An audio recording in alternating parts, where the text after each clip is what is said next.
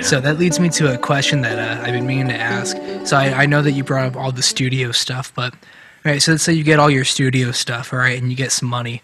What's the first piece of gear you want to buy after the pandemic when you're back out playing shows?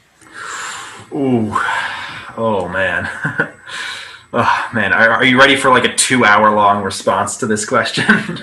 What you got?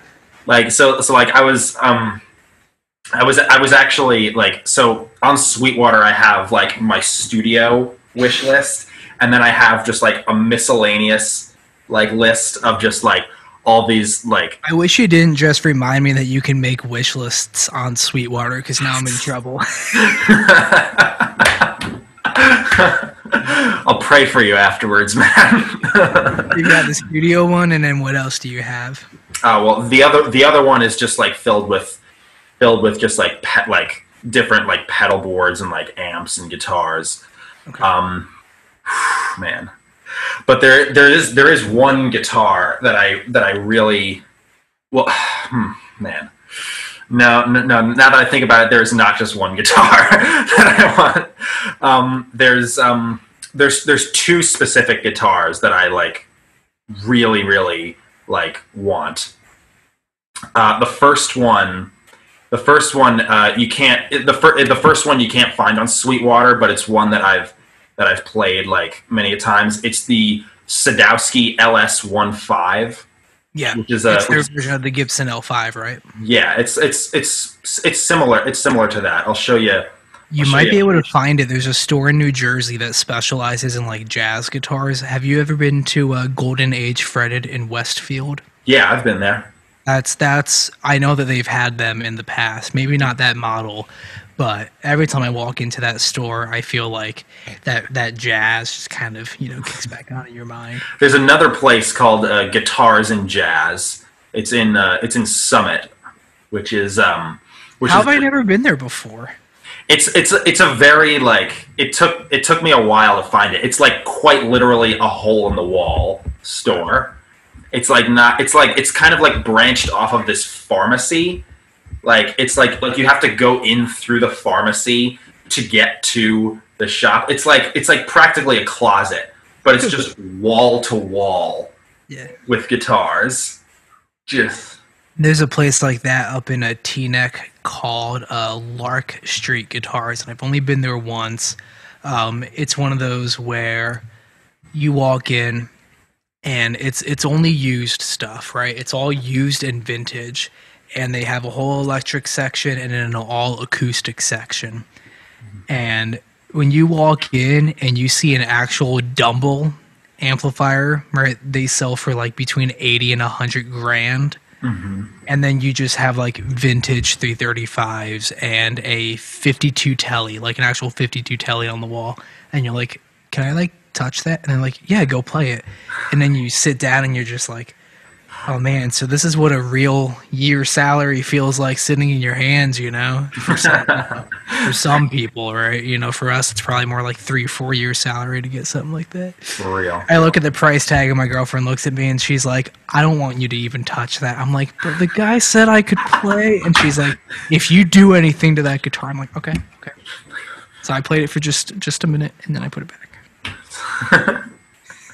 Man, dude, the amount of like when you go to like an actual like boutique like guitar shop of actual like vintage stuff like that, it's just like, dude, I have like there's like so many times, like especially at Guitars and Jazz, where like I go to like, or I went to because of the pandemic. But like I went there, so often, like, and there was always like, there would always be like one guitar there that I would play for like 45 or 50 minutes. And then I'd put it down, try out other things, try out, a couple other guitars for like 5 or 10 minutes each. But then I would always end up at that one guitar again. I'd just be like, I have to play it again. It's like a drug. Absolutely. But that specific guitar, Okay. The Sadowski LS15. Vic, my teacher, had like that was like one of the guitars that he would always bring to our lessons. Yeah. And Oh yeah, teachers have a huge influence. When I saw my teacher with the first model of the John Petrucci signature one day in my lessons, I didn't know what Dream Theater was at the time. It was a shiny purple guitar with all black hardware, and if I broke a string, he'd let me, play it in the lesson. And so that became my dream guitar. And then one day I finally got it. It may no longer be with me, but the neck didn't quite jive with me. But right, seeing the teachers with all this stuff, it definitely kind of drives. Like, oh, those things are so cool. I want one of those one day. yeah, and it was like, I mean, like with like I mean, Vic always had like, I mean, Vic had very very nice guitars. Like Oh, he I bet. had like he was not. I mean, for the record, he was endorsed by like he was endorsed by Sadowski guitars. Cool. Yeah. And like so he always Roger Sadowski, I guess, like sent him like a bunch of stuff too. But that specific guitar, it just like every time I heard him play it, I mean, anytime I heard him play any guitar, like I mean, he could make a tennis racket sound good if you gave it to him. But that specific guitar, it just had this look about it. It was like a semi hollow type of deal.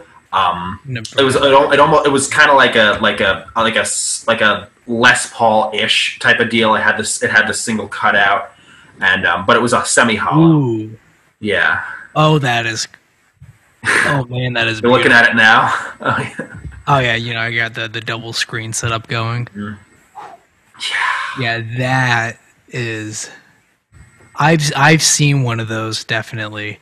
I think the coolest thing about those high end jazz boxes are like the parts that are made of like the wood ebony. I love the ebony look. So Dude, and yours is kind of like are you looking at like that orangey kind of burst color? Yeah, that's the one. Oh man, I would do things for that guitar. That thing's beautiful. I would do. It must have some volume out of it too, right? It resonates well. It has like not only has volume when you plug it in, but just unplugged, it projects like crazy. That's what I'd be looking for if I had to go back to like a full hollow body jazz guitar for anything, need to project because I would want to multitask also teaching with it. I'm using my Martin now for teaching. I was using my Taylors for years. I switched to Martin this year. But yeah, projection is a big thing. If it's not going to make any sound, Yeah, exactly.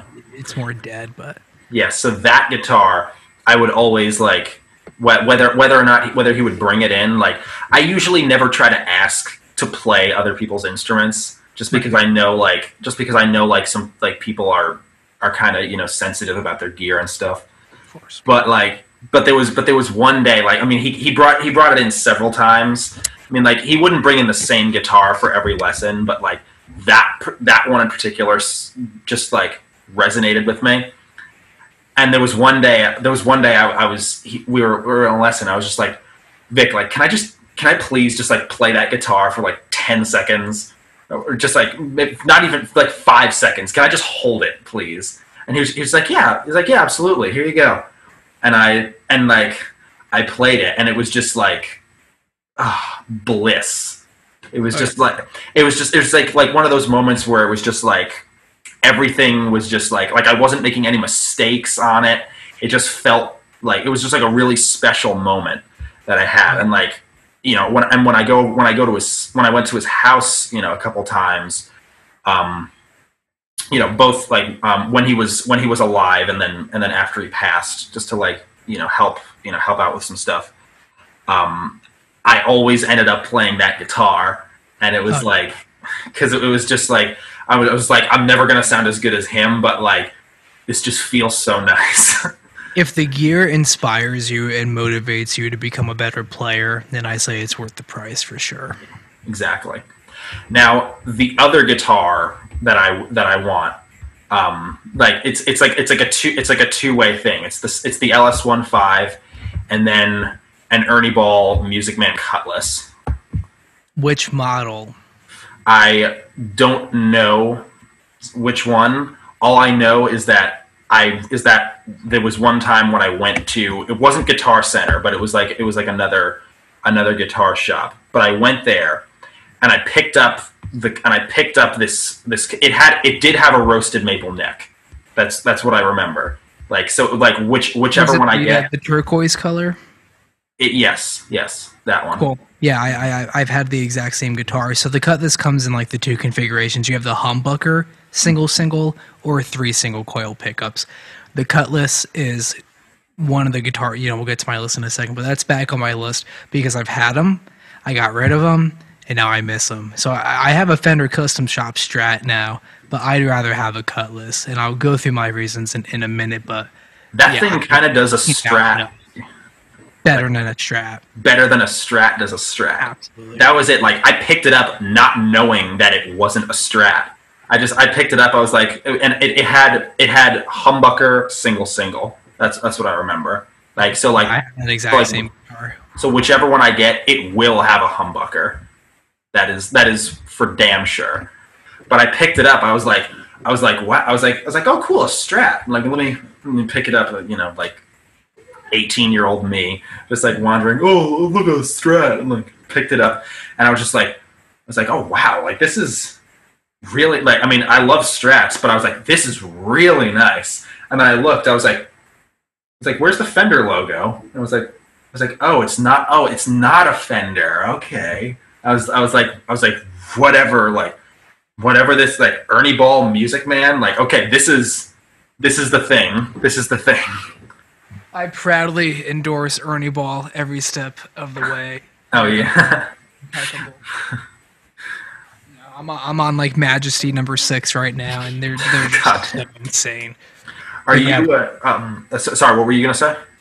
No, I was just gonna say the 3 main reasons why I prefer the Cutlass to the custom shop Strat I have now. 1, the freaking truss rod is in the neck like they were in the 50s. So if you need to make adjustments, you got to take the freaking neck off the guitar to make adjustments. And that's just way too much maintenance for someone who, hopefully when this is all over, goes back to gigging with it as regularly as he did.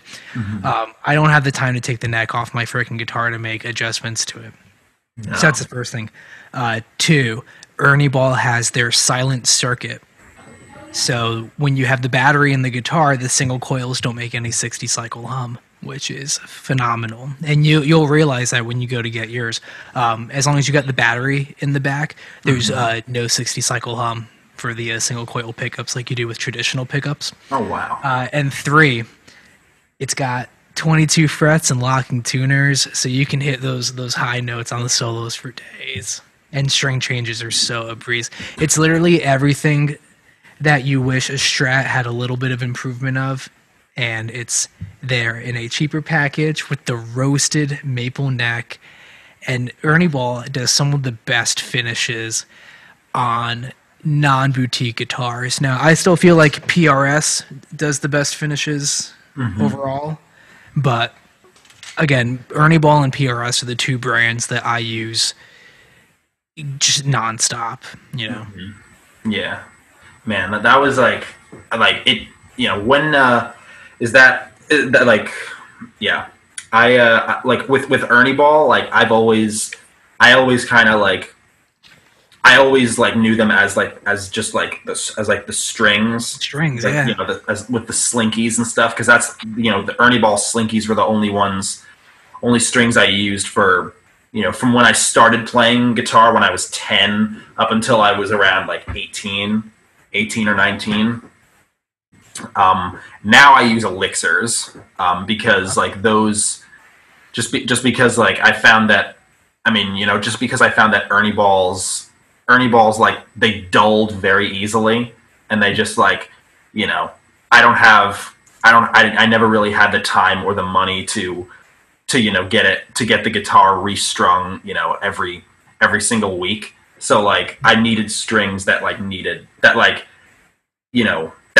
could last at least a little bit longer and still feel somewhat clean. So like that was that was kind of when that was kind of when I had like a light sort of lifted from my eyes, and I was like, oh, like there are because like I only really bought Ernie balls because like those were like the package that I saw. I was like, the pink string gauge or whatever. Yeah, 9 to 42s. I'm trying to call. The phone number is busy. Okay. So if I get through, I'll let you know. But I'm going to run to the apartment and get the Peter stand. Okay. That's my mom. So yeah, the 9 to 42s. Is that what you use, 9 to 42? 10 to 4. No, I use. So I do a little bit of a Frankenstrings experiment. Oh, you're one of those people. Oh, sorry. What do you use? So first for the telly, I have the top 3 are from an 11 set, and then the bottom 3 are from a 52 set. Okay. So it's like an 11 to 52 hybrid. Mm-hmm. Yeah, like light top, heavy bottom type of thing. Because I mean, I prefer the sound of a telly with a set of 10s. Like I think they sound better with 10s. Same thing with the Les Paul. I think they're just like, because that's kind of the sound that I heard. Listening to like Zeppelin or like early stuff like that. That was the kind of sound I heard on records. It was like a 10. Most of those guys used 8s or 9s. Yeah. Yeah, like Hendrix played 8s and 7s. Like down a half step. The Hendrix gauges. Like I don't know how you even get sound out of those. I use 10 to 46 across the board. For a whole step down or a drop C or anything low, I'll go like 10 to 52. When I still played 7 strings, I would use a 10 to 60 or 10 to 64. But 10s across the board. I do, though, when we start going out and gigging again, I'm going to try putting 9s on the Novo, which is the main guitar I use for Triple Addiction. Because I don't know, how much of a YouTube guy you are, but I follow way too many music channels to count. But some of my favorite channels, Rick Beato and Rhett Scholl, they did these comparison videos of different string gauges. And there were guys who religiously used, 10s, and then Rhett switched over to 9s, and he's like, it just kind of breathed some life into it. So I was like, all right, maybe, I'll give that a shot. But yeah, I've been using D'Addario NYXL 10 to 46 strings ever since I can remember them coming out. So those are my go-to. Yeah, 10 to 46 for everything. For a while, I did 11s, 11 to 49 down a half step. But then, when you're getting up to those crazy bends, it can just put a little strain on you, So, like, for those bar gigs where you're playing for 3.5 hours straight, you gotta give your hands a little bit of a break, so you can keep on playing for sure, Yeah. I always, before I settled on, like, the strings I use now, I definitely did, like, do a little bit of experimentation. What I found was that I'm like, I mean, with the Slinkies, like I only really got them because those were just the stock strings that they would give away at any guitar lessons, shop or whatever. So I didn't really have an opinion on them. I was just like, but then like when I came to, I was like, okay, I need something a little more durable. And I tried D'Addario, like nickel wound, like just like the regular, like the $5 yeah, wasn't really a huge fan just because they also dulled pretty easily, like they dulled pretty quickly rather. But with with Elixir, I'm not like much of a string, like I'm not like much of a snob, like when it comes to that. I'm just like these are the things that I trust to last longer. What I did do, though, was I put D'Addario flats on my Les Paul. So I think they make some of the best flat wound strings. I tried those real expensive $3 Tomastic infield strings, the ones that are like $25, $30 a pack, and freaking broke a string. I'm like, I'm playing jazz. How do you break a string playing jazz? It was an 11 gauge set. And I'm like, this is ridiculous. Like, these strings were $25. And I just freaking broke like a D string. And I'm like, what? I'm like, no. Yeah, the Dario Chrome flat wounds. That's what Pat Metheny uses. I'm like, if they're good enough for Pat, they're good enough for me. 11 to 49, throw them the fuck on and just use them. Or 11 to 50, whatever they are. Exactly. Yeah, their flat rounds are so nice. If it works for Pat, then it works for me. Yeah, if it doesn't work for me and it works for him, then clearly I'm the problem. All right. Gotta get better. Yeah, I was a little hesitant about like putting flats on a Les Paul just because like of how sacrilegious that is to a Les Paul, but it's like I mostly did it out of necessity for me, just because like I never really had enough money to I didn't and still don't right now have enough money to purchase like an actual hollow body jazz guitar, or even like not just a hollow body jazz guitar, but even just like a 335. Like I love those guitars and I want all of them, but I just don't like flats are the big part there. I in high school I put flats on that PRS that I got. And of course, it was for the jazz band. I had a metal concert like the week after. So as soon as the jazz band thing was done, rip those stupid flats off and put nickels on. I'm like, yeah, there's on my top end again. This is what it's like to when I had that second, I had a real cheap Ibanez. It was like the cheapest hollow body they make, the art core they call it. It's like blue and it has like a fake Bigsby on it. I think it's like what, $200-300 or maybe $4. I used that thing all junior year and senior year, and I just kept one set of flat wounds on it. A sick guitar. So cool, dude. That was I never told you that was the guitar that I was going to get. Okay. Like that was the guitar that I was going to get before I got the Telecaster. Okay.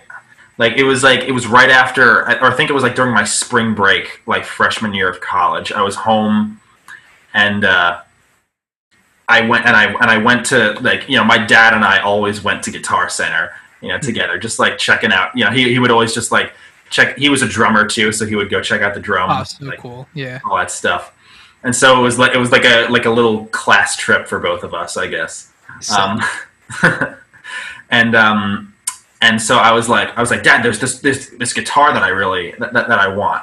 He's like, oh, cool. He's like, what is it? I'm like, oh yeah, it's this really cool Ibanez art, just like not knowing anything about like how reputable the brand was, or just like how cheap the guitar actually was. Just like, oh, it looks cool. Like let me want. It was like $200 or $300. Yeah, it did the job though. They're very solid for what they are. Now mine took a headstock crack though if it fell, and because those things are so light and hollow. I came downstairs because I heard like a I was like, oh no. I come downstairs and there's like a couple pieces of wood in the headstock and the strings. I cried a little bit. All right, this was like this was senior year of high school because I only had that guitar for like 2 or 3 years, but yeah, that was my first experience with a broken headstock. I love that guitar too. And I was even hesitant when I sold it. It's like, even though I had a headstock repair and everything, I was like, this was like, it's giving my start for jazz. Mm-hmm. But yeah, I feel you, man. But that so we went to Guitar Center that weekend, and I was like, okay, that's the guitar. But then right next to it was this guy. Old Reliable, yeah. This guy, old Reliable. I mean, it's more. I mean, she's more than Old Reliable to me. But it was like I saw it, and I was like, I'd known about Tellys or whatever, but I was like, all right, let me give this a shot. I played it for like 5 or 10 minutes, and it was again one of those things where it just felt so good. And my dad was watching me the whole time. He was just like. And then I looked up at him, and he was just like, he kind of gave me a look. He was like that one, right? And I just looked at him. I was like, yeah. So like that was, and then like I didn't buy that other guitar. Like I walked out with this one. Yeah. And I was Sometimes like, that's just what you do. yeah. And so that was like, that's kind of, you know, the basis of like why I have the gear that I have, you know, because I got my Les Paul, the Telly, and my acoustic right here, my Good old Yamaha. Yamaha acoustic. Yeah. Yeah, this one was really you know, cheap, or like it's not cheap. Which I is that? guess That's it's like, the FG series, right?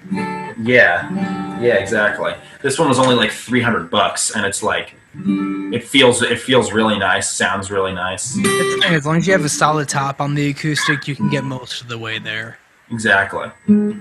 But so yeah, that was like, I guess each instrument I have, like, you know, I mean, I will get more gear, like more and more instruments, like down the line, but like I'm never parting with any of. I'm not parting with either the Les Paul or the Telly, just because like the Les Paul. I mean, it's not only, you know, it's not only for like a sentimental reason, but it's also just like, it's, you know, it was the first decent guitar that I ever got.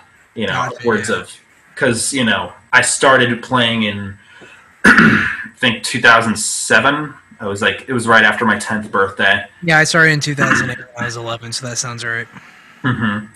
And you know, so you know, from that point on until like February 2012, all I had was, I mean, I had a Yamaha acoustic, which was not this one, but a different one, which I only got rid of it like pretty recently, and so like it was great guitar, but then I also had a Squire Strat, you know, which I actually rediscovered when I went through my storage unit a few months ago, and it's in my closet right now. So I had it set up and like restrung, and it still feels nice. I mean, it's still a Squire, so like, you know, but I might do like a pickup job with that when this is all said and done. Like I might just Just do try this, your hand at it. just do this. That's probably going to become my beater guitar. Like I'll just do all kinds of shit to it just to That's fuck what with it's it. for. Yeah. But like, yeah, so like the Les Paul, I was like, well, I mean, I was playing the Strat for a long time, and it was just like, it just kind of like, it got to a point where I was just like it just like was not like, you know, my thing. It just was not like, you know, it didn't resonate with me, you know. It just kind of felt like, it felt like a tool, you know, in a way. It just kind of felt like it was just like, it was like, I play this to get sound, but I don't feel anything. Gotcha. Yeah. And so like you know, I mean, which that is, you know, I respect people. You know, I understand, you know, the need to like to buy things out of necessity, you know, to get like a certain sound or whatever, which I will end up doing, you know, in the future. But it's like, you know, but like for me, it's like, you know, I didn't need to play music, you know. I wanted to play music, and I was like, I didn't look at guitars as like a thing of like, I need this to like get a, you know, I need this because this, you know, this musical requires a 1960s Strat sound or something like that. I got it. I was like, I don't know what I'm going to use this for, but I fucking want it. Like, and so like that's always kind of been my motivation behind like gear and stuff like that. It's like, you know, yes, there are like, you know, this Telecaster was, you know, $450. It's a Mexican Tele that, like, you know, for years, like before I figured out like you could like change pickups or whatever, it hummed like crazy, and I hated that, but like I still love the guitar, and I was like, you know, I always like that. I held that value like more than just like how, you know, than other things or whatever. You know, so that was like, so that's kind of why, like, you know, the Les Paul I'm never getting rid of, because that Les Paul like really like invigorated, you know, something in me, that just wasn't there with the Squire. And then the telly, like I didn't really discover like I didn't really like get a sound, like a decent sound on it until like years after I bought it. And like now, I mean, I can't really play anything else because they're my only guitars. But like, I'm never, whenever I do pick it up, it's like I can never put them down. It's just, dude, yeah. I don't know, like, I know you like, you kind of go through gear like pretty like frequently, I guess, or more frequently than others. But like you know what I mean, right? Just there's, oh yeah, I mean, this one here is not going anywhere with the custom 2408 because I had a PRS custom 24 in a violet, which you see in a ton of my profile pictures and stuff. I just traded that guitar because I needed other things. But the whole reason I got this was because I really wanted a PRS 408 because what they do is they have the switches down here that switch from humbucker to single coil mode without any volume drop, which is just nuts. So it's a custom 24 and their 408 model all into one. And this one looks like an ocean in person, with the sand in the back. I love that. So I can use this guitar for literally everything because of that. And the only guitar I'm not going to get rid of is this Majesty, because this is the one where when I went to Gear Expo and I met John in person, he held it and he signed the back plate. You cannot get rid of that. So I went in the corner and cried a little bit after he held my guitar and signed it. It was an emotional experience. Reasonably so. I'm still looking for an acoustic that really, really sits with me. I had a Taylor one, then I got a Taylor 8 series for a bit, and it was great, but plugged in it just sounded like crap. That's the shortcoming of Taylors is plugged in. They're not as full as a Martin, so I have a Martin now, and I love it. Yeah, Martin's. I picked up a Martin D18, and I told myself I shouldn't because like I don't like dreadnoughts to begin with. I played one chord. I'm like, that's a fucking acoustic guitar right there. That is the sound I've had in my head. So I bought it, and it was incredible. And the only reason I got rid of it, or I returned it to get the one I have now, is because I just need something that I can plug in. Now, yeah, I could have just got another pickup for it and whatnot, but yeah. Big regret is that I started the year with the Martin D18, and I should have just stuck with it. Now, I love the Martin I have now. It's a custom model, but that D18, man. In terms of gear that I want, again, I want to get rid of the custom shop Strat I have, and I want to go back to a Cutlass, like you said, and then use the rest of the money to get another Paul, because it took me until last year to find a Les Paul that I actually liked. I'd never found a need for them. I never really liked them. Finally found one that was like perfect. Loved it, played it.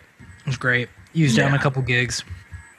But when the opportunity came to pick up a Novo guitar, I had to trade something in, so I had to trade in the Les Paul in order to get the Novo, which is fine, because the Novo is my #1 guitar right now, but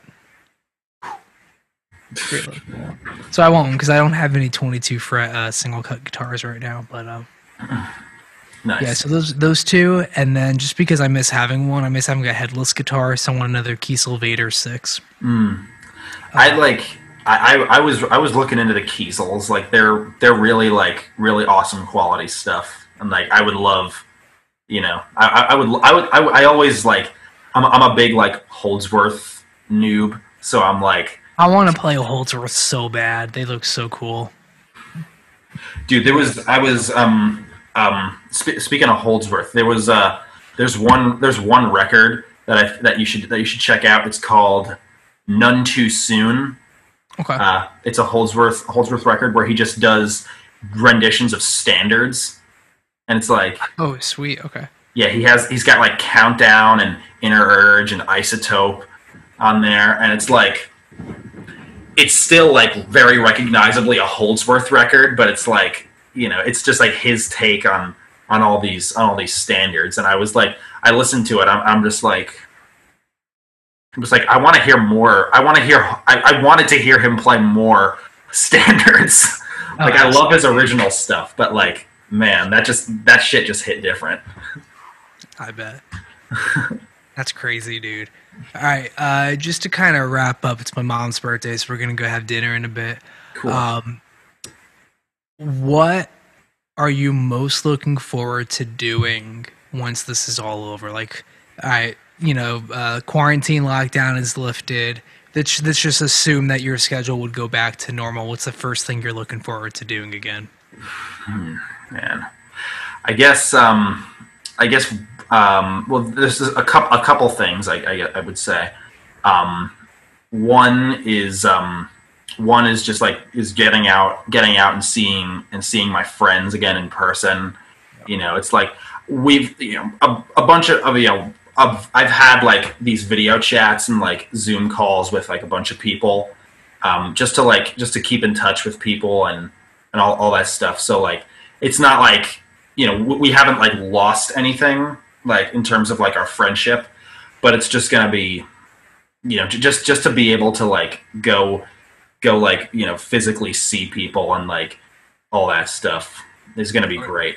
And also just getting to like getting to like actually play with people again and like actually like have that that interaction and that just the performance setting. It's like I mean like now I'm doing the best I can with it, kind of building the studio up so I can like at least get a sense of playing with people even though we're not physically together. But like there's really like I mean it's a very cliche answer to ask, a cliche thing to say, but it's like that's I guess the thing that I'm looking forward to most. Yeah, absolutely. I need to go back to band practice because I'm fucking losing it over here.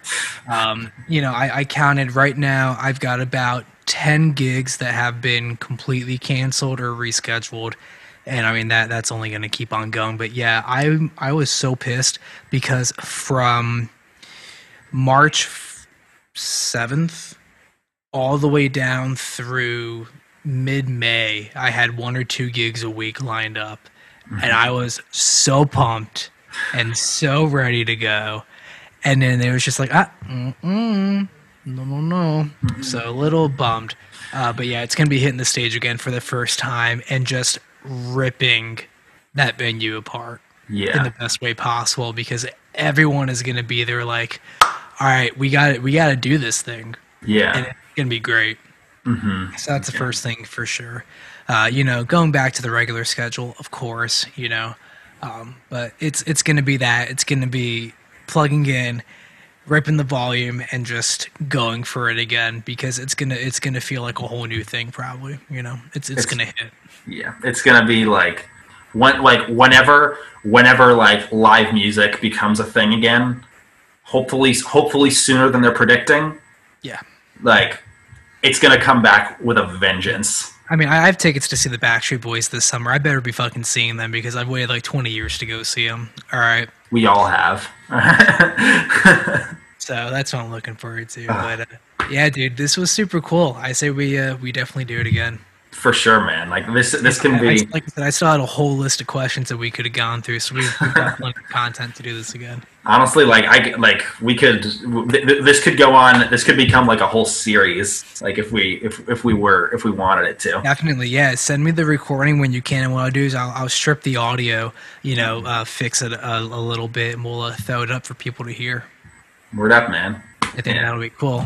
All right, dude. Have a good one. I'll play some music to kind of play us out. We'll go from there. Yeah, keep hanging in there, man. Keep doing you. I look forward to actually seeing you in person again.